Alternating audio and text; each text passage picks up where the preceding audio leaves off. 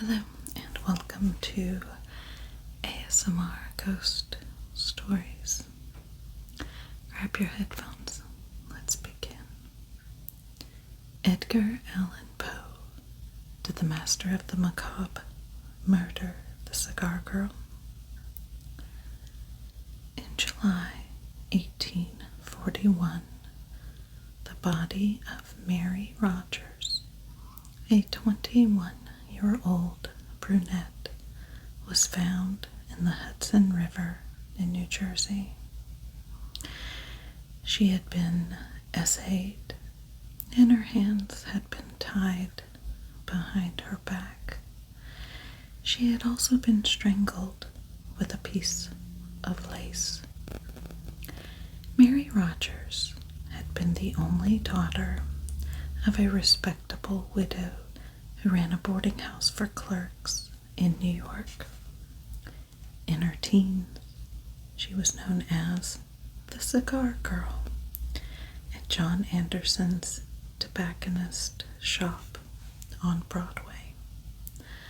Her beauty and soft, almost childlike voice made her very popular with the clientele, and she was asked out by customers almost every day. And yet, Mary was unaffected by her good looks and had an irreproachable character for chastity and veracity. In October 1838, she went missing for a week. When she reappeared, she told her boss, Mr. Anderson, that she had been, quote unquote, tired, and had been staying with her aunt during the missing period. However, it was later discovered that the girl had been seduced by an officer of the U.S. Navy and kept at Hoboken for a week.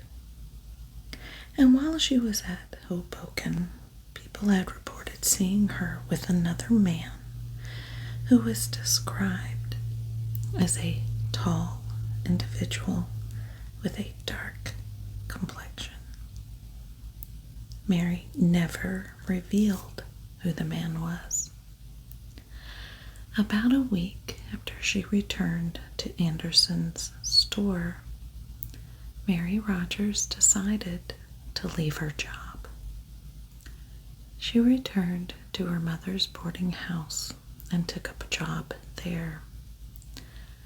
One of the lodgers at the house, Daniel Payne, found Mary irresistible, and she found him quite attractive, so they became engaged.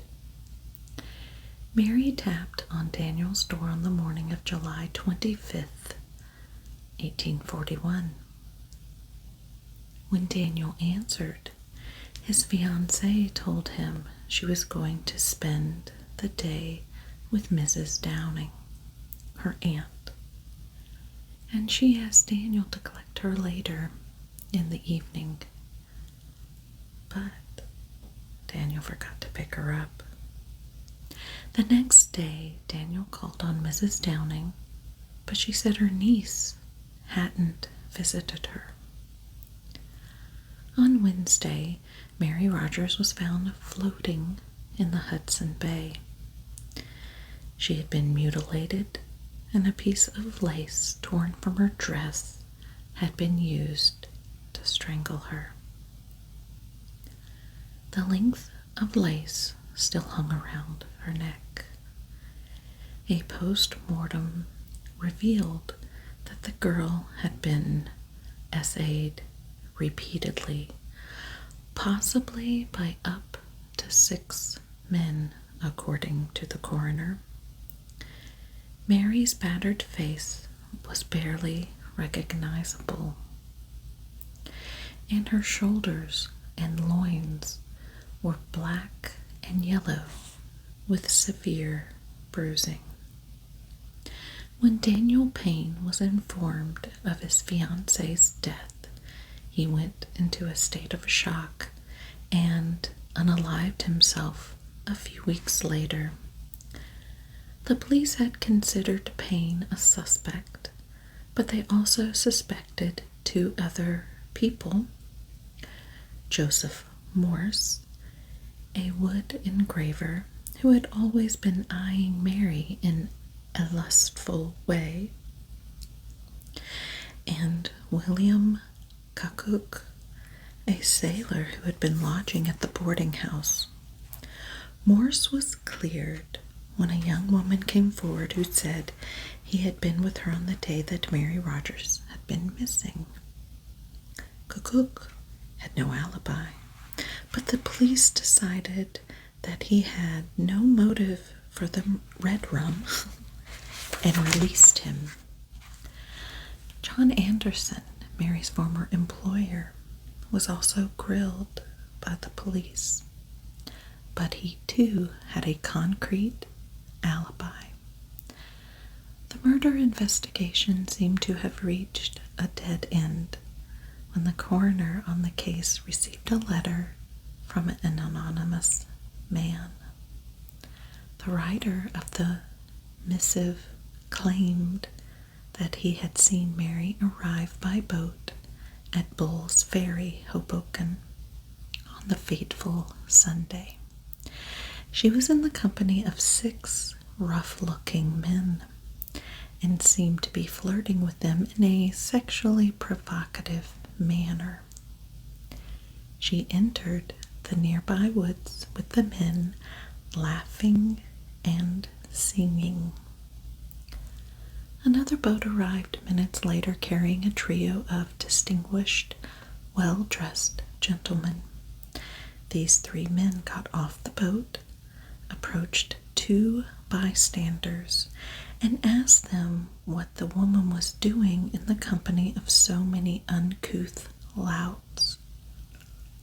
The anonymous letter writer didn't hear what the bystanders said in reply. The New York and New Jersey police worked long and hard on the evidence contained in the letter without any success.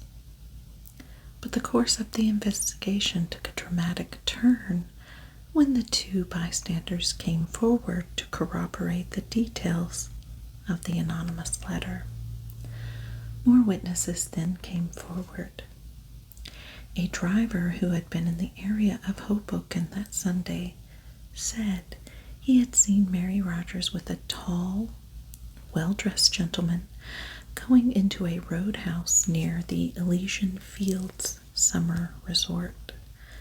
The roadhouse was called Nick Mullen's. The police lost no time in taking up this new lead.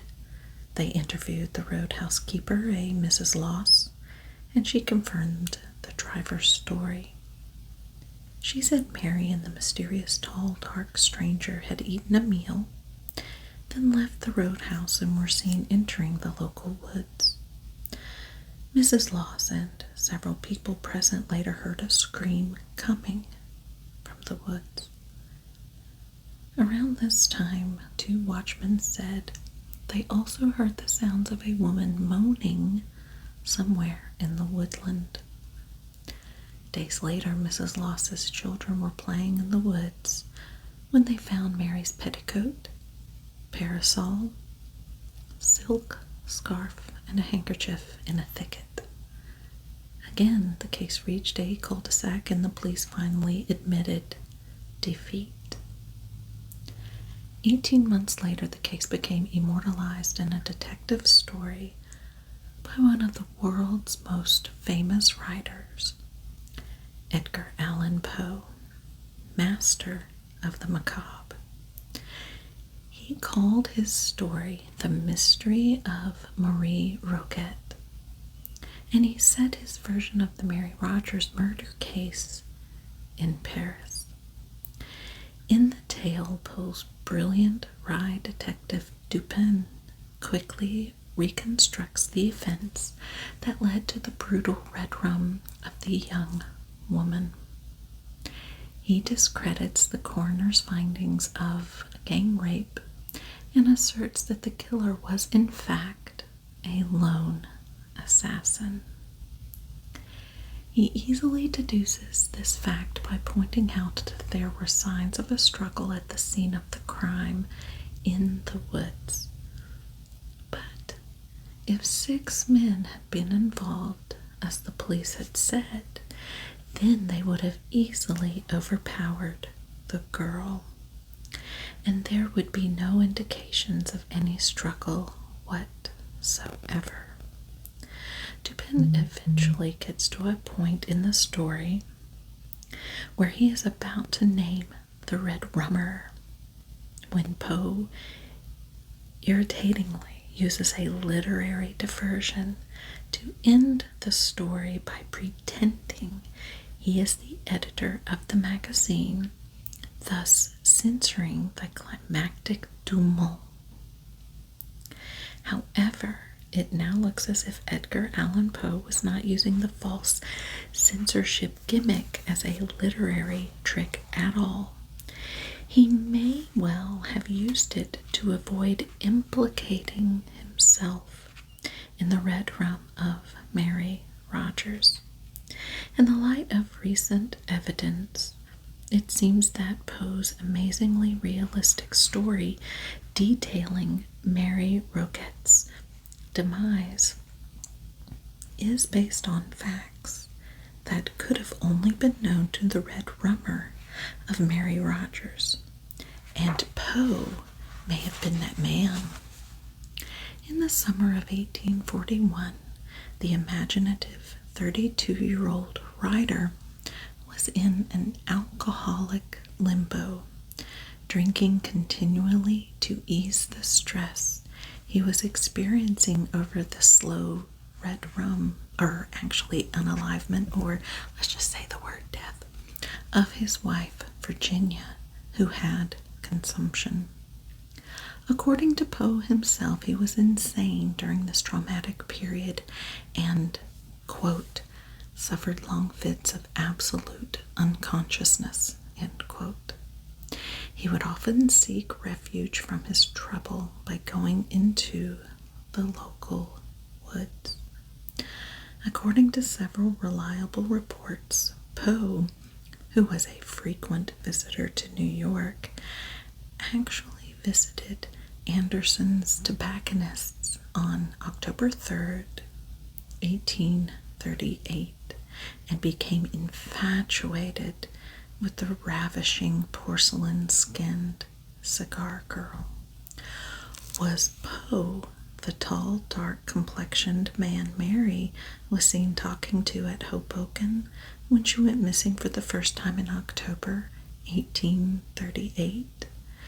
And was he the man of the same description who left the roadhouse with Mary Rogers for the woods on the day she was mercilessly battered to death after a repeated, unusually brutal rape? The horror writer certainly fits the bill. He was tall, about 5 feet 9 inches, and he was olive-skinned. If Poe did unalive Mary Rogers, why did he feel the need to write about his vile deed? Did he get some perverted pleasure out of it? Poe's books are populated by sick, egocentric sadists, and the writer often told acquaintances that the death of the desirable women in his stories never failed to give him, quote, a poetic thrill, end quote.